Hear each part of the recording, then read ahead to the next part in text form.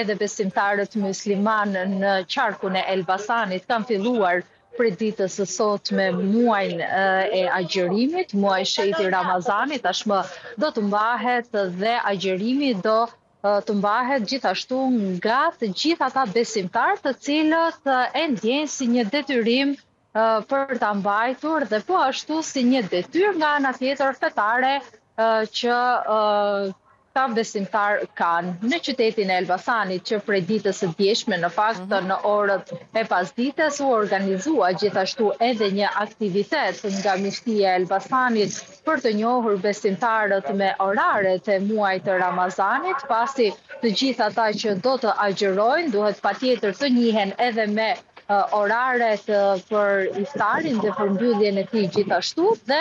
po ashtu me këshilla të tjera të vlefshme që ju duhen besimtarëve për të kaluar muajin e shenjtë të Ramazanit. Në fakt Agim Duka,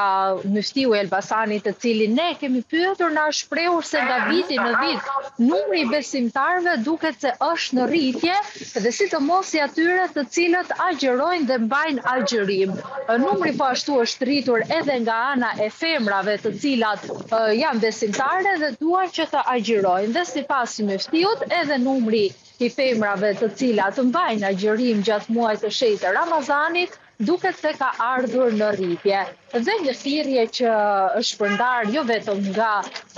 Muslimia e Elbasanit, por gjithashtu nga të gjithë një pjesë e mirë e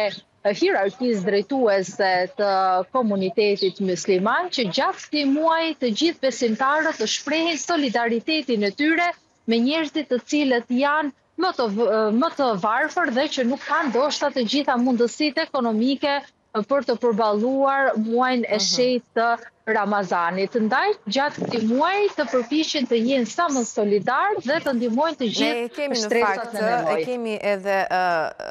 në intervistën si kron Muftiun e Elbasanit edisone, ndjekim në këtë moment dhe rikthehemi sërish në lidhje bashkë. Padyshim që është një muaj i veçantë për besimtarët musliman, i cili vjen me mirësitë dhe me begatitë e tij. Prandaj plus Zotin e gjithësisë që çdo njeri, qofshin këto besimtarë, po edhe qytetarë të thjeshtë që kanë ndjenjë sadopak për Islamin dhe për Zotin krijuesit të gjithësisë, të angazhohen sadopak në këtë muaj të bekuar të Ramazanit, që të marrë këto mirësi dhe këto begati i cili na i sjell ky muaj i begat. Edhe herë tjetër, lutem Zotin e gjithësisë që të na japë sa më shumë mirësi dhe begati në këtë muaj të begat. Ka një rritje të besimtarë, sidomos tek rinia, e cila me të vërtetë xhamia e qytetit Elbasanit, por se flaset paktën në ditën e xumë, janë të tej mbushura me besimtarë, sidomos të ri. Në këtë muaj të bekuar të Ramazanit, këshilloj dhe i ftoj besimtarët dhe qytetarët e Elbasanit që ta agjërojnë këtë muaj të bekuar, i cili me të vërtetë do të ketë mirësitë dhe begatitë e tij. Ky ndryshe quhet muaji i agjërimit, por se quhet gjithashtu edhe muaji i Kuranit. Prandaj çdo besimtar duhet të angazhohet sadopak në këtë muaj të begat të muajit të Ramazanit, që të marrë mirësitë dhe begatitë e këtij muaji të shenjtë, muajit të Ramazanit. Edison, ndërkohë, si është atmosfera në qytetin e Elbasanit? Besoj se nuk ka përcaktim për personat që zgjedhin të mbajnë një muaj agjërim apo jo. Nuk ka asmosh ndonjëherë të përcaktuar, sepse është një ndjesi e brendshme dhe një nevojë e brendshme për të kryer këtë ritual apo jo.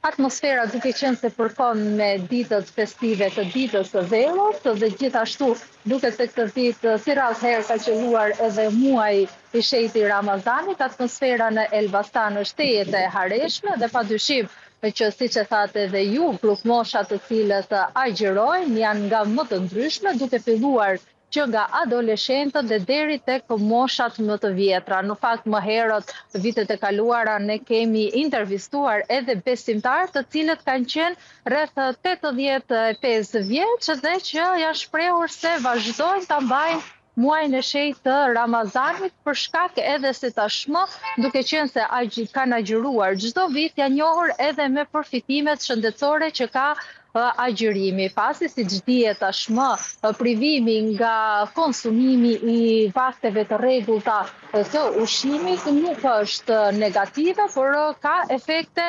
tejet pozitive tek ata persona të cilët janë të shëndetshëm dhe gëzojnë shëndet të plotë. Siç e kanë thënë më herët edhe krerët e komunitetit musliman, ka disa kategori njerëzish të cilët për arsye shëndetësore nuk mund të agjërojnë, por që pjesa tjetër, të gjithë ata që e ndjejnë në veten e tyre dhe që kanë gëzojnë shëndetin e plot për ta mbajtur muajin e shenjtë Ramazanit, të gjithë thuajse e kanë bërë regjimin e agjërimit. Pra është një gjë që çdo person që e ndjen mund ta mbajë dhe mosha duket se nuk ka asnjë rëndësi në këtë fakt. Edisona, të falenderoj shumë për këtë raportim të drejtë për drejtë nga Elbasani. Faleminderit.